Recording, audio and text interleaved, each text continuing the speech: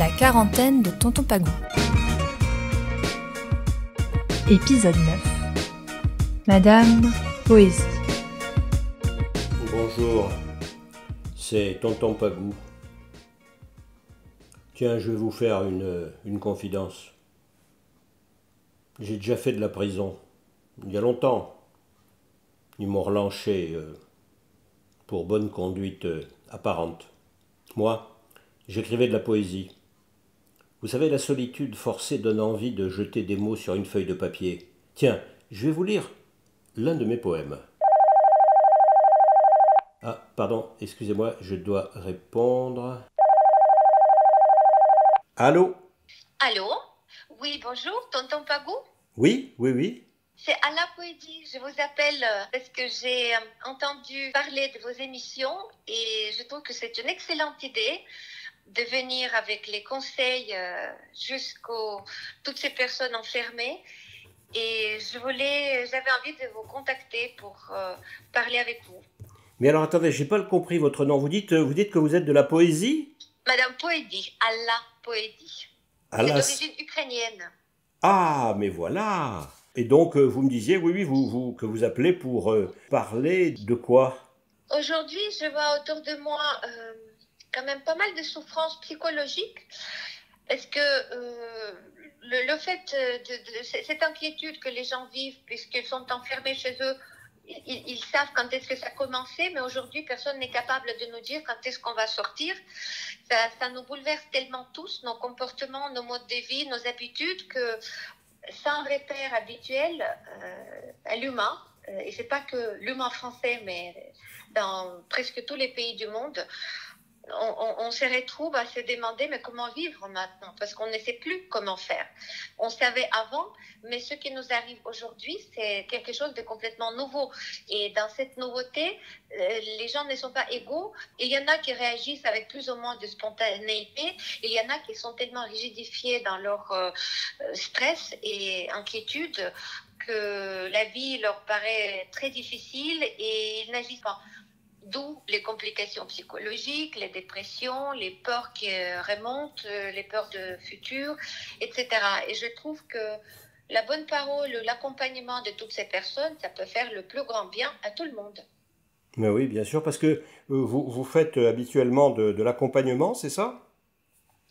Ça fait partie aussi de mes plusieurs activités et même au niveau professionnel, je suis consultante en psychologie comportementale, c'est-à-dire que le comportement humain, ça paraît quelque chose d'assez irrationnel, mais finalement, quand on comprend, quand on étudie la psychologie ou les neurosciences, on voit qu'il y a pas mal de logique. On peut retrouver la logique, on peut retrouver les causes de chaque effet.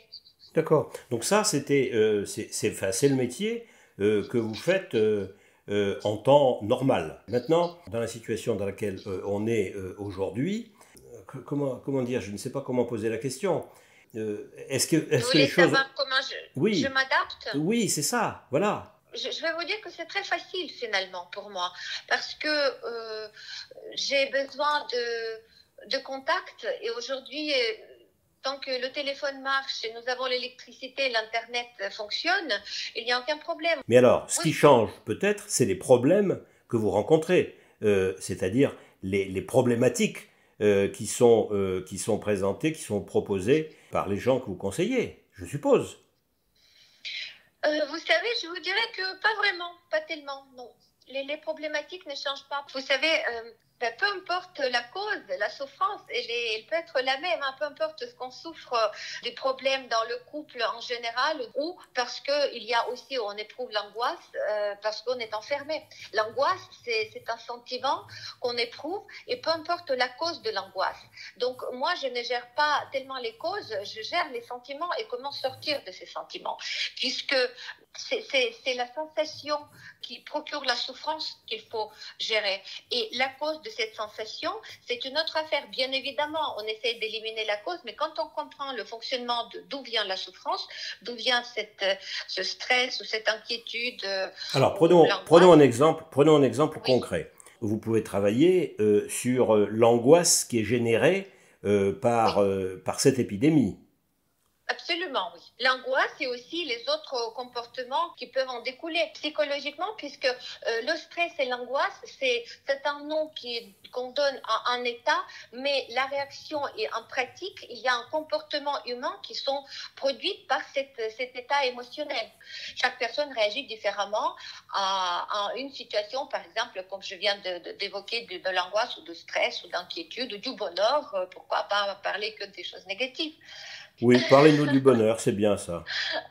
Oui, non, mais je pense que c'est assez même indispensable pour chacun de se concentrer sur ce mot tellement usé, le mot de bonheur, puisque chacun, on est un peu tous dans la tentation d'arriver, chercher le bonheur. Mais alors, Après, on va me dire, comment trouver le bonheur, là, justement, dans oui, cette situation? Parce que, bon, c'est peut-être facile pour des gens, je ne sais pas, qui sont dans des conditions matérielles très bonnes, avec de l'espace, etc. Mais voilà, si vous êtes avec 5 enfants dans un 2 pièces, vous faites comment? c'est exactement ce que la plupart des gens pensent. Mais l'erreur consiste dans cette appréciation, parce que le bonheur, on ne le cherche pas à l'extérieur, le bonheur est à l'intérieur.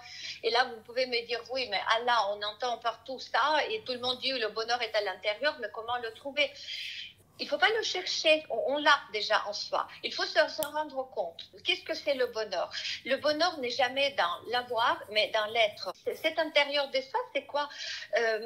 Pour raccourcir, c'est un travail qu'il faut faire, bien évidemment, sur chacun, mais c'est quand on comprend et quand on est reconnaissant à tout ce qu'on a, quand on se rend compte déjà à tout ce que nous pouvons avoir et tout ce que nous avons en ce moment, nous avons déjà peut-être un toit, peu importe quel toit, nous sommes à l'intérieur, on peut s'enfermer et se sentir en sécurité, nous avons un peu à manger, surtout nous, en France, nous avons la chance de vivre dans cette république généreuse et magnifique, je trouve, j'aime beaucoup la France, et qui nous donne, qui nous procure ce bonheur. On sait qu'on ne va pas mourir de faim en France. Mais le travail de chercher le bonheur, c'est un travail sur soi-même il faut avoir envie de le faire. Il faut se dire, je veux chercher le bonheur et je vais essayer de le faire sortir de profondeur de mon âme, Je comprends. puisqu'il est déjà là. Je comprends.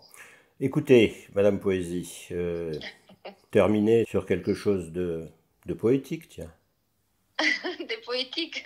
Oui, la poésie, c'est sûr qu'aujourd'hui, plusieurs vous diront, ah bon, vous avez encore envie de parler de la poésie? Oui, et c'est justement en ce moment-là, parce que tout ce que nous voyons autour de nous, c'est vraiment, ça nous concerne, c'est nous qui choisissons.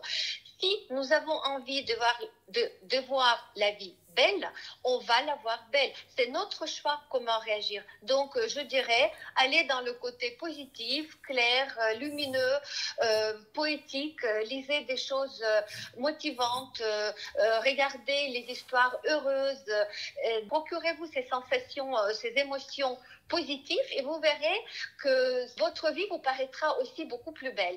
Et j'ai aussi une petit exercice que je fais faire souvent à des personnes avec qui je travaille. Alors, vous prenez le stylo et vous le mettez entre vos dents. Et vous sortez bien les dents. Vous mettez le stylo entre les dents. J'ai fait ça, oui. Voilà. Vous restez comme ça 30 secondes jusqu'à 1 minute et vous allez voir, déjà, vous allez sourire parce que ça provoque tout naturellement un sourire en vous. Donc, dans chaque situation, c'est notre Attendez. Parlez pas tout le temps parce que sinon, moi, j'ai toujours mon stylo dans la bouche, là, et puis je ne sais pas ce qu'on va faire. Eh bien, je vais continuer, moi, avec mon stylo dans la bouche. Oui. Je vais vous dire merci beaucoup, Madame Poésie, et je vais vous dire au revoir, Madame Poésie. Merci beaucoup à vous, portez-vous bien. Merci. Voilà, c'était à la Poésie, une voix de l'Ukraine. Ah oui, le poème. Un autre jour. Demain, peut-être. Et n'oubliez pas, tontonpagou@gmail.com. Quand vous voulez. Salut. À suivre.